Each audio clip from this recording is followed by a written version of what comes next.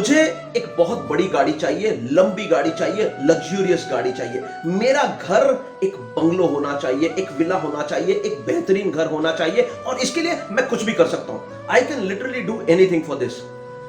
इसे over ambitious होना कहते हैं। क्या यह चीज सही है?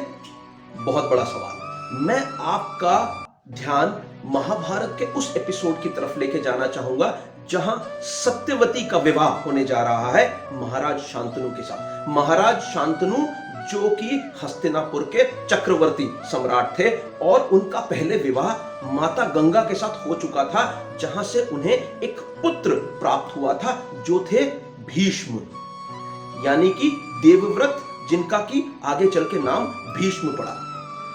माता सत्यवती ने अपने विवाह से पहले कुछ कंडीशंस रखी थी महाराज शांतनु के आगे कि विवाह के पश्चात उनके बच्चे जो होंगे वही हस्तिनापुर के सम्राट बनेंगे और हस्तिनापुर की राजगद्दी को प्राप्त करेंगे और भीष्म जो हैं उनके अनुयायी बन के रहेंगे। और हुआ भी ऐसे ही। चित्रांगद ने राजगद्दी संभाली, उसके बाद विचित्रवीर ने राजगद्दी संभाली और उसके बाद जो भी हुआ हम सबको पता है।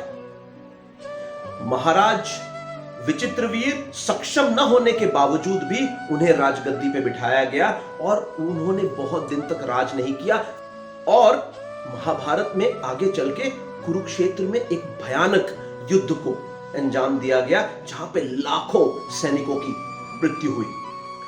अगर उस समय सत्यवती बहुत ज्यादा महत्वाकांक्षी नहीं होती और भीष्म को राज करने का मौका मिलता, तब शायद चीजें कुछ और होती।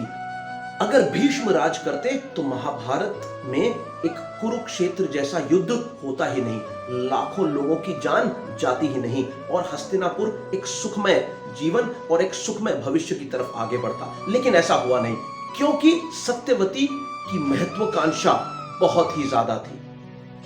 इच्छा, अपेक्षा, आकांक्षा जब तक अंकुश में रहे तब तक ही अच्छी होती है, लेकिन अगर ये अपने अंकुश तोड़ दे, अगर ये अपने लिमिट्स तोड़ दे, अगर ओवर एम्बिशियस इंसान हो जाए तो हमेशा गलत ही करता है। सो मोती महाभारत की इस सीरीज में आज की कहानी यही सिखाती है कि इच्छा, अपेक्षा और आकांक्षा ये लिमिट में ही अच्छी लगती हैं, इन पे अंकुश होना जरूरी है। Ambitions are good but being over ambitious at times becomes dangerous.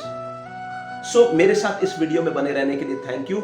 अगले रविवार एक नई कहानी के साथ इसी जगह में आपसे दोबारा मुलाकात होगी। तब तक के लिए हैव अ ग्रेट डे।